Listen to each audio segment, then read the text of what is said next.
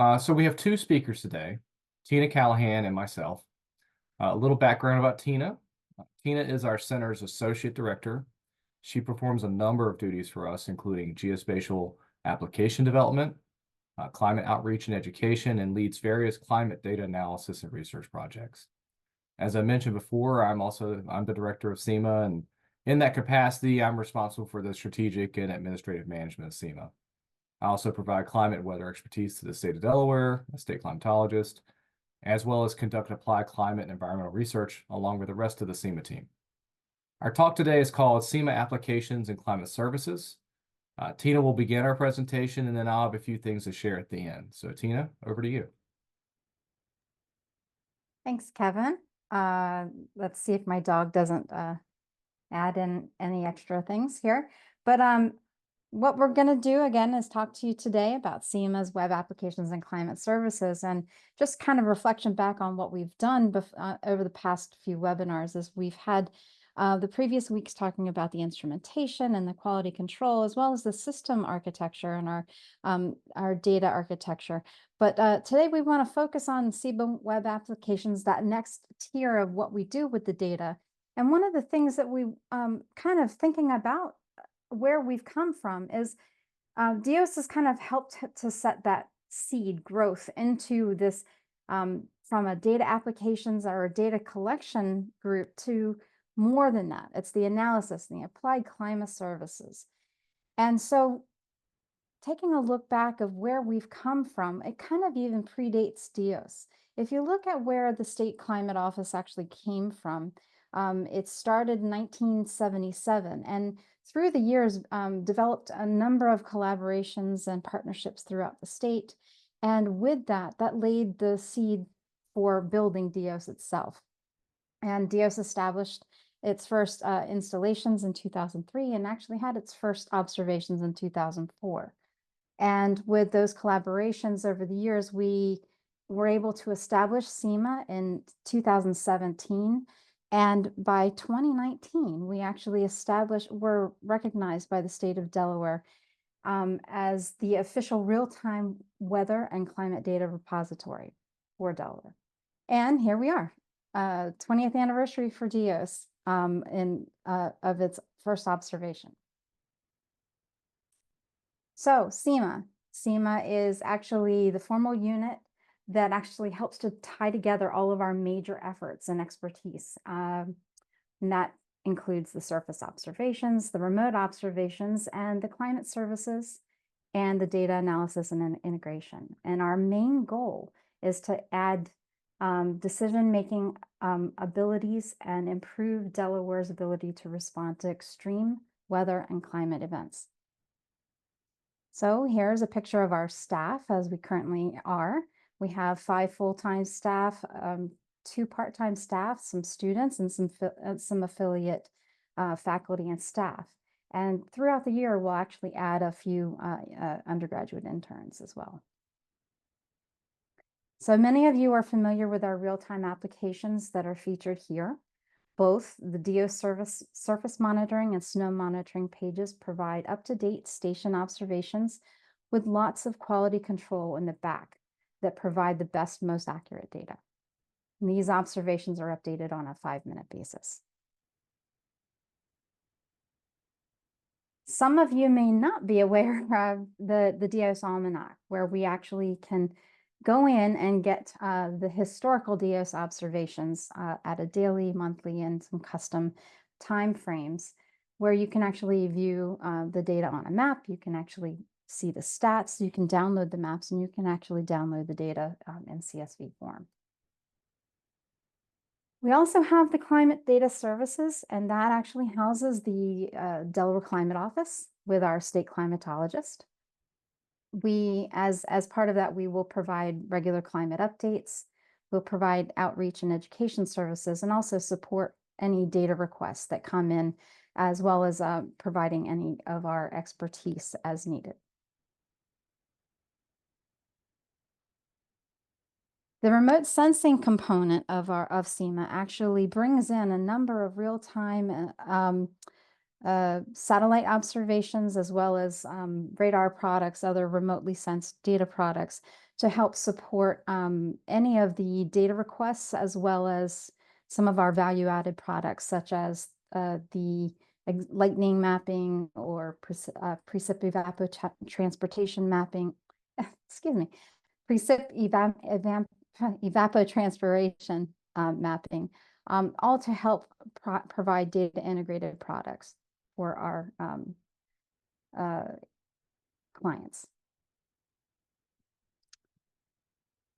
In the beginning, I mentioned that DEOS or CEMA actually kind of grew out of the collaborations and partnerships.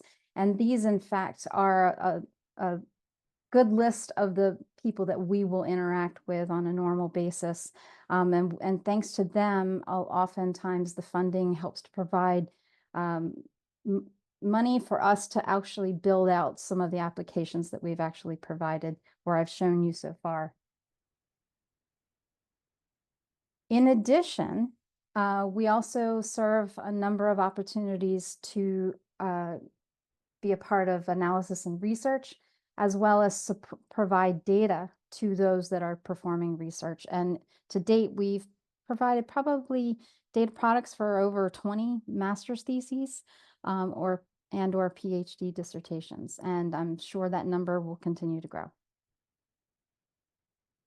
So taking the real-time applications as we've provided them, we also have the need to learn from our data and actually create enhanced applications. And so what we'll often have built is some ability to have a decision support system. Two examples here are the Delaware Weather Hazard Index and the Coastal Flood Monitoring System.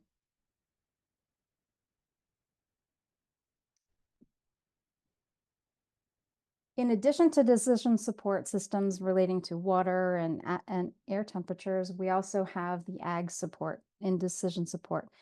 Two of our known applications include the Delaware Irrigation Management System and the Downy Mildew Lima Bean Risk Tool.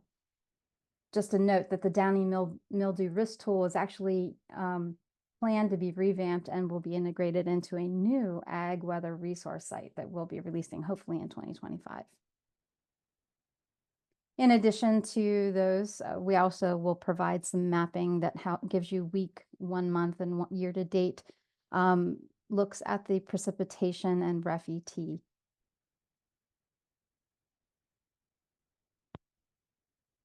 One of the major applications that we do support for the state of Delaware is also the Delaware Water Quality Portal, which provides in a number of observations throughout its history of water quality monitoring throughout the state to help to provide a sense of how the water quality is at this point and how it's changing over time, as well as providing you data for download if you needed to, or just graphs for use in reports. And that is just a list of some of the things that are most well-known. Some of the other applications that we do have are the Environmental Monitoring Portal, a high watermark database, the Climate Information Clearinghouse, which provides information relating to climate information specifically for Delaware, the aerial tile data distribution that provides historical aerial photography, the coastal dashboard, which kind of embeds all of our coastal products into one application, and the climate storing maps and ArcGIS dashboards. And then Kevin. Thanks, Tina. All right, so go to the next slide. So kind of talking about some of the things that Tina's mentioned, a lot of the products and things that we've worked on in the past here. So kind of wanted to give you all a little bit of information about the projects that we're working on now, and then also projects we're hoping to work on in the near future. Probably the most notable project we have going on right now is this climate change scenarios project for Delaware. This is funded through DENREC, and we're working very closely with them and a number of other partners, because obviously climate change is a big issue and it affects a lot of different groups around the state. And so we've got partners from across the state that are helping us, at least from the standpoint of providing a user viewpoint for the data. The last update for this was done in 2014. So the state hasn't really had a new update to how climate change or how the climate change scenarios will affect Delaware's future climate in about 10 years. So we're trying to bring this up to speed here. Again, it's going to integrate the newest climate scenarios from multiple downscale data sets. So we're looking at LOCA 2 and STAR ESDM as the two sort of downscale data methods. In the end, we'll generate output and identify trends for about 34 climate indicators, everything from mean, max, average temperature, precipitation, to different temperature and precipitation thresholds, growing season length, you name it. We're looking at a lot of different climate indicators with that project. Next. Another project, so as Tina mentioned, we have worked a lot on coastal flooding issues in the state. And one project we have going on right now is we're developing a low-cost flood sensor for the Department of Transportation. The idea here is that, to put in tide gauges, particularly, or any stream gauge, it's not a small investment. And so in Delaware, being a low-lying state, we have a lot of locations, a lot of roadways, particularly on tertiary roads that do flood, during various types of situations, but even during astronomical high tides. We have flooding on these roads. And so the idea is to put out these low-cost sensors that, one, don't require a large investment up front, and two, if there was a significant flood and that sensor was lost for some reason, it wouldn't be a huge hit from a financial standpoint to the Department of Transportation. So these flood sensors are going to be building using cellular modems and solar panel powered setups. We've actually built our own microcontroller board for this with the help of Rick Martin from the Department of Electrical Engineering here at the university. The sensors are using pressure transducers. The sensor actually is located inside the signpost there, as you can see in the picture on the right. So it goes down into that water, and it just measures the pressure of the water from the exerted on the sensor, and that kind of relates to a depth of water that we can then relate to an elevation near that roadway. So it's a pretty simple device. It communicates in real time every 5 minutes, and we use that data to inform the Department of Transportation when a roadway would be flooded. We're right now in the testing of the operational capabilities of the system, and we hope to have some determination by, I'll say, next spring on whether it has a viable opportunity to go forward with the operational capability with the state. And if that's the case, then that could really put a nice little tool in the toolbox for the Department of Transportation to monitor coastal flooding, particularly in our roadways. Next.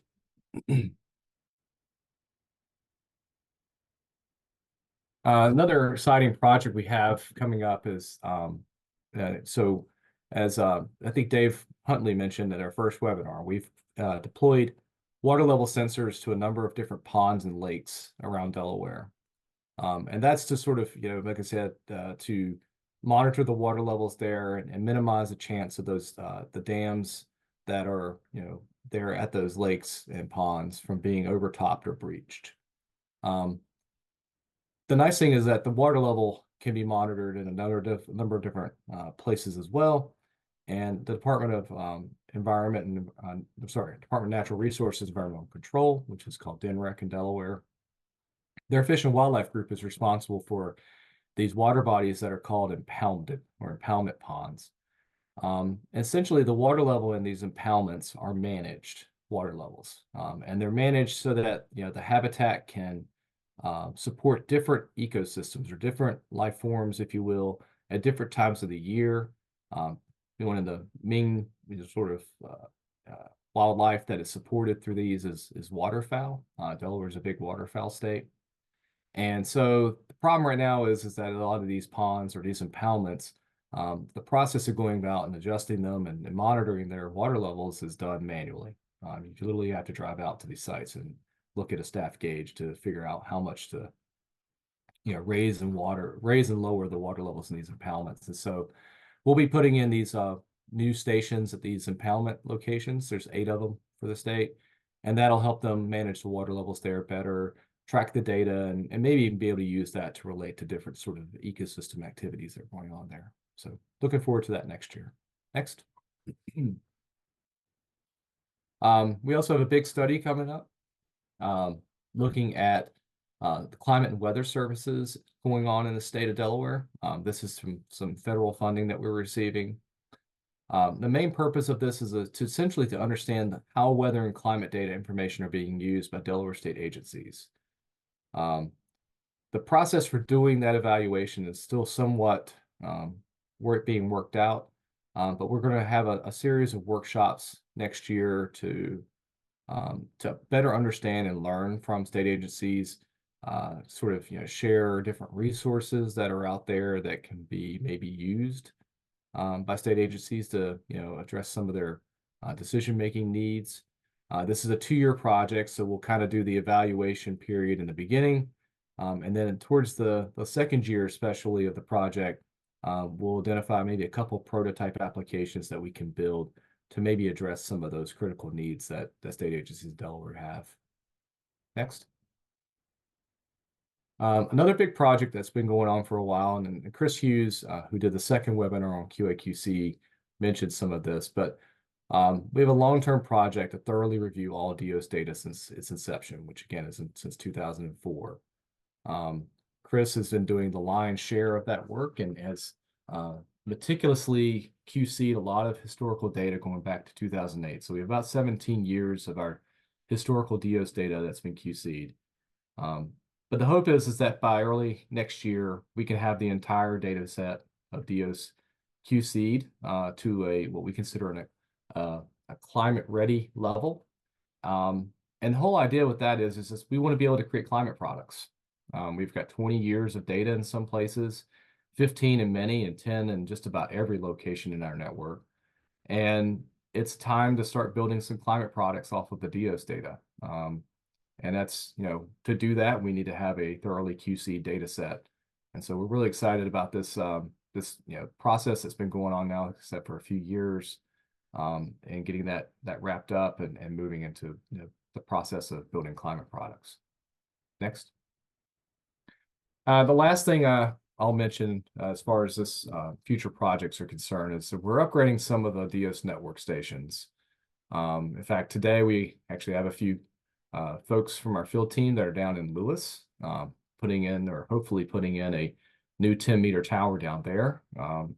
And that's to bring some of our stations up to a more sort of national or international standard for certain types of meteorological observations, particularly winds.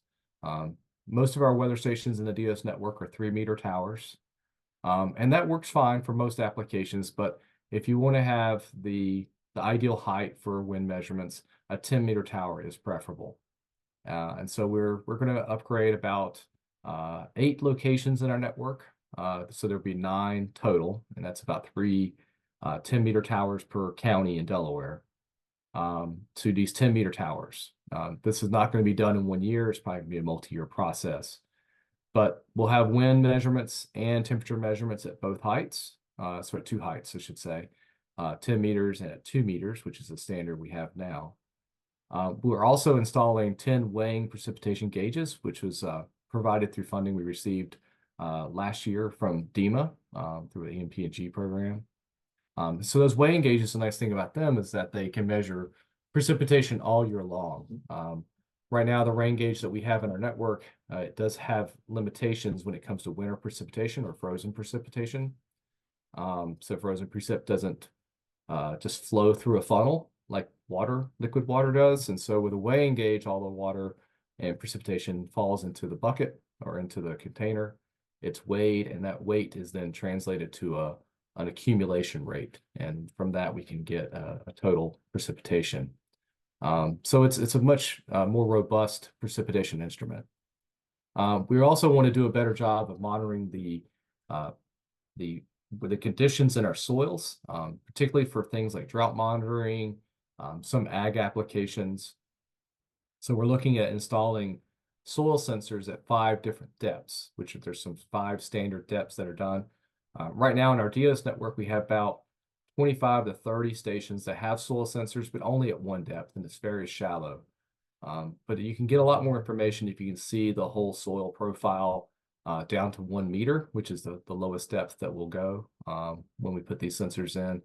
And we're hoping to do that at about 25 locations around the state. So that'll be many more locations, many more dots than the map you see on the right on your screen there. So that's that. And finally, the last thing, we'll mention this in a minute, but I don't know, I guess we'll go over to Chris and see if we have any questions. Chris, do we have any questions from anyone? Hey, Kevin, not at this time.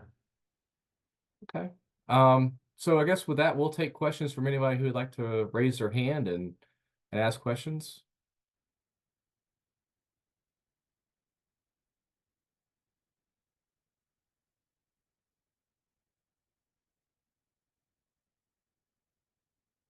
Looks like Tina did a fabulous job answering everybody's questions already.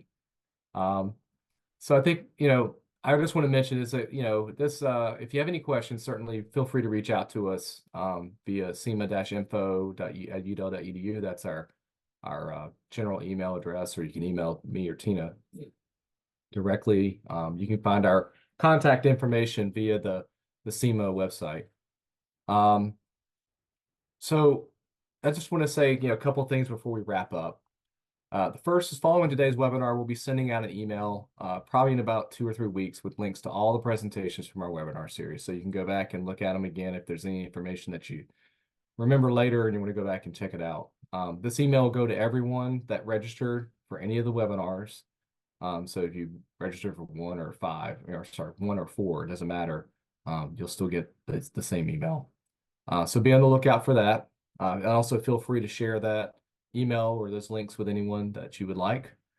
Second is that this Sunday is Coast Day, is our Coast Day event, which is our college's annual big outreach event that's held on the university's Lewis campus. So that slide you see on the screen before you kind of is describing that. We encourage you to come out and learn about the exciting work going on in our college. Of course, our center will be there, and this year we'll be giving tours of our DEOS weather station that's located on the Lewis campus. Hopefully an upgraded DEOS weather station if all goes well today. The tours will start at 11:30 and 1:30. So if you're heading to Coast Day, please stop by and see us. Finally, just want to say thank you again for attending our webinar series. We enjoyed sharing more about what we do with you, and we plan to do these from time to time going forward. So be on the lookout for more webinar announcements from us in the future. Finally, if you have any questions about anything you've seen today or any of the previous webinars, feel free to reach out to us anytime at cema-info@udel.edu. Thanks again for your support, and have a wonderful rest of your day.